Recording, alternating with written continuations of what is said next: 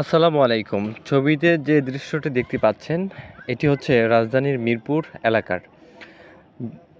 গত ২ দিন আগে প্রচণ্ড পরিমাণ বৃষ্টি হওয়ার ফলে রাস্তাঘাট সবকিছু জলাবদ্ধতায় ভরপুর হয়ে যায়। যার ফলে হচ্ছে যে ড্রেন এবং হচ্ছে যে নালা নর্দমা যেগুলো আছে সবগুলোই সমতল হয়ে যায়। ইতিমধ্যে দেখতে পাচ্ছেন আপনারা গাড়িটি হচ্ছে যে আস্তে আস্তে নিচের দিকে চলে যাচ্ছে। আসলে এখানে অনেক বড় একটা ম্যানহোল ছিল। রাস্তার মাঝখানে অধিকাংশ সময় আমরা দেখতে পাই। অনেক বড় একটা ম্যানহোল থাকে। আসলে বাংলাদেশের যে রাস্তাগুলো আছে সেগুলা মোটামুটি একটা ড্রেনের মতোই। আপনি যতই সংস্কার করেন না কেন, যতই যা করেন না কেন, এগুলো হচ্ছে যে মোটামুটি ড্রেনের মতোই থাকে। যদিও রাস্তা মানুষ চলাচল করে, তবে নিরুপায় হয়ে চলাচল করতে হয় আরকি।